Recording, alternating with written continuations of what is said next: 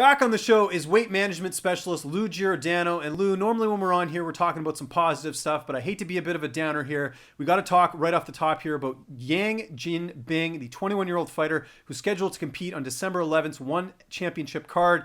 He unfortunately passed away due to cardiopulmonary failure due to a weight cut. Lou, just your initial thoughts when you heard the news. We never like to see this in the sport. It's very sad, and the thing for me is how many more? Yeah. How many more people have to, pass away for the community to actually really take action? And I'm doing some research, and what I found so far is that I think that I'm not 100%, but I think that more people have actually died from cutting weight versus actually fighting in the cage. Yeah.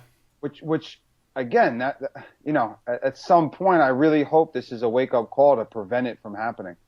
Yeah, absolutely. And, you hear news like this, it's really unfortunate. The one thing I found kind of interesting, Lou, I don't know if you noticed this, but in the press release from One Championship, they didn't mention the weight cut. And obviously it's not in the promotion to tell the fighter how to cut weight. It's obviously on the fighter. I found that a little disconcerting because, at the end of the day, this is something we should be promoting and saying, hey, listen, this is a bad example of how to cut weight. We need to be managing weight. We shouldn't be, promoting extreme weight cuts. Agreed. I'll give you a quick example. When I wrestled in high school, my senior year, they started to change the rules for weigh-ins and weight classes. Mm-hmm. The first 3 years, you were allowed to weigh in at whatever weight you wanted, and then you can wrestle up 2, 3, 4 weight classes. Right. So what they changed my senior year was you had to sit down with the athletic trainer. They checked your weight and your body fat. Based off of those numbers, they told you how much weight you could actually cut or lose to make a specific weight class. And then you were only allowed to wrestle up one. And, all of us wrestlers back then, we were freaking out. We were so against any of those rules and regulations. And so a lot of us, like myself, I came in at 225 pounds. I wrestled 171. I needed to lose 20 pounds before we even did the initial, setting, because she would have never allowed me to make 70. Right. Looking back now, they're really just trying to protect them. Us. Yeah. Back then, even the coaches, we're trying to hide things and overlook things just so that we can, make the weight that we wanted. And you know what? Now I see it. I realize it now that they're really just trying to protect us. So I think people need to really see and hear more about what's really going on. And do you think it's a lack of education? I mean, it just seems like, it's kind of the wild, wild west in weight cutting because there isn't really a set standard. Like you don't see a promotion going out there and giving any sort of, helpful advice as far as weight cutting. I think that's something that kind of, if you're being regulated as far as, certain things of, your medicals and things like that, I think weight cutting should be something they should at least give some education on. I agree 100%. And again, it starts at the, high school level. Yeah. All the way up. And, I can remember, again, wrestling season, you'd go in, the wrestling coach would have a cutout of Muscle and Fitness magazine, and that was our workout. There was no rhyme. There was no reason. There was nothing. So much, very little goes into the weigh-ins. It's all about, all right, hurry up, just make the weight, do whatever you got to do, cut off a leg, I don't care, pass out, get on the scale, as long as you're on the mat to wrestle or as long as you're in the cage to fight. And again, I said it before, well, if you don't step on the scale, you don't go in the cage and fight. Right. So I think it's more of an important piece of the puzzle, And, to make matters worse, and not that we would want any of this to happen in the UFC, but I almost feel like this kind of just went under the radar. It's a promotion out in Asia. One Championship gets a bit of press, for the hardcore fans. But, casual fans, this isn't a story that's going to get picked up on CNN. Do you feel like this is kind of being overlooked? Because I just don't see a lot of outrage from this, last week. I mean, this is a death in the sport. To me, that's a pretty big deal. 100%. You hit the nail on the head. And that's what's sad. Yeah. That's what's sad is, I'm the type of person that, a life is a life. It doesn't matter how important or, how unimportant. And nobody should pass away trying to compete in a sport that they love.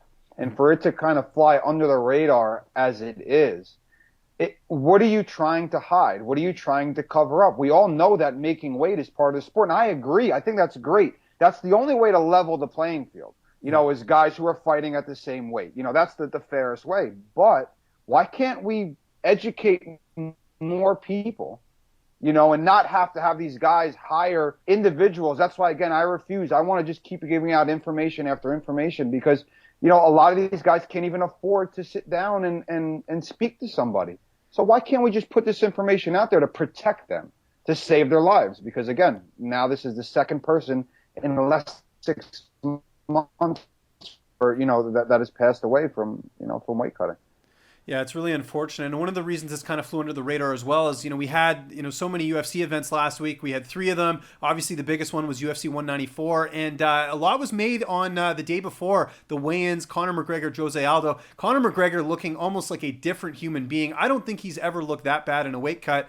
Certainly, he's talked about moving up to 155, but I'm not sure if he's going to continue to do this, that he can even make the weight next time. What were your thoughts when you saw him the way he looked? His face was really sunk in. It looked like a pretty bad scene. Agreed. Again, you hit the nail on the head. He looked, a lot more drawn in this time.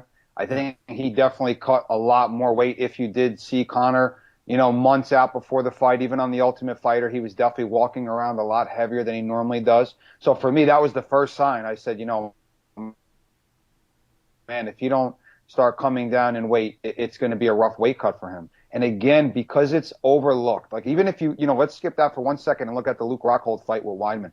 He brought in a nutritionist, made weight, and one of the first things Rockhold said was, "I got tired quick," and that was shocking. Yeah. My question is, then what were you doing for the weight cut? You let's say you're the fighter and you have 7 different coaches, striking, grappling, wrestling, all these coaches. But I'm the guy that's putting fuel into your body. I'm the guy that's going to determine what your energy levels are like. Not your cardio. Rockhold's cardio wasn't in question. His energy levels dumped, and it had to be because of the fuel. So, with Conor, same thing is as far as, we didn't get to see the fight call that long to see if he would have gotten tired. That's what I was kind of, not hoping to see, but curious to see. Is if the fight went longer, would he have been tired? And I think he may have, because he did look like he cut too much weight. And also announced on the UFC 194 broadcast was a client of yours that you recently started working with. Johny Hendricks is going to be fighting Stephen Wonderboy Thompson. Obviously an exciting fight. When I talked to Johny, it seemed like he kind of wanted to fight a little bit later than that. Were you surprised with the matchup being announced, or was this kind of, all the plan was to fight in February? He was looking at February, March, Okay. When I initially flew out there to speak with him. And I don't know if it had more to do with his, management team or whatever the case may be, but I know that he did make it very clear that, they're having a baby, towards the end of March, so he definitely wanted to fight before that. When Johny had called me to tell me, hey, this is what's going on and what are your thoughts, I was fired up. I was excited. I'm a fan of one of the boys. Anybody who kicks, I'm a big fan of people who utilize their legs, and he's an exciting fighter, and I think it's a great fight for us. And it's a good amount of time for me and Johny to do what we have to do. Any updates? I know the last time we talked, Johny had dropped a few pounds. Is the weight still dropping at this point as far as, his habits? And is he kind of, buying into the program? I know he was at the beginning. Is it still kind of on course? Absolutely. Our communication's great. His weight is right now is a pound to 2 pounds over where he would normally be on fight week. So for me, wow, we're way ahead of the curve. I like him a little bit lighter, which we're working on. I only allow him to weigh in at certain times. And right now we're engaging in phase 3 of my process, and that's when things really start to take shape. That's when workouts get a little more intense and more frequent. So then I get to start implementing some other things. So you'll start to see a big change. But he's already close to where he would normally be fight week. And to me, if this is where we were for fight week, that's an extreme weight cut. So I'm excited that we're still 6 weeks out, way ahead of, way above the curve. And is there a plan right now for you to go down to Vegas with him for fight week at this point? Yeah, definitely. As a matter of fact, I got a whole squad coming out there. A lot of my family and friends, that's how we are as a family and as a unit. They're coming out there not only to support me, but to also support Johny as well. So we're going to have a whole crew of Nutrition Nation out there supporting, and I'll certainly be with him. And I'll probably be in Texas in a few weeks as well, depending on, again, where we're at and what needs to be done. My last question for you here, one of your recently hired clients is Aljamain Sterling. Got a very impressive victory against Johnny Eduardo on Friday. What were your thoughts on his performance? From a health and fitness perspective, he looked his best. You got to think that, definitely him working with you has been a big attribute to that. Thank you, and I appreciate that. And I say this, I don't ever like to take credit for anything, because at the end of the day, I write down, I recommend, but you have to be the one to do the work. Right. And when my relationship with Aljamain is very different than a lot of the other, family, friends / clients that I have. And just to see him kind of take what I told him and kind of put his own twist on it and look the way that he did. I don't take credit for the way that he performed. I mean, the guy's a savage. He's clearly great at what he does. He definitely did look great, felt great. So I'm very proud and very happy to see that. I think at this point, you can't ignore him anymore. I mean, what else does the man have to do? He's eating M&Ms on the scale. He's tearing up his opponents. What more does he have to do? I mean, it was awesome to see and very exciting. I'm very happy for him. Well, it was awesome to have you back here on the program, Lou. Really appreciate it. We'll definitely have to link up in the new year and kind of get your thoughts on the outlook for 2016. But always appreciate you joining me. Just remind my audience where they can find you on social media and give any shout outs you need to. The floor is yours. Thank you very much. I appreciate it. And as always, you get the first shout out, man. You really are great at what you do. I love coming on this show. And like I was saying, my mother's a huge fan as well. Thank you. But you can find me on social media at Lutrition.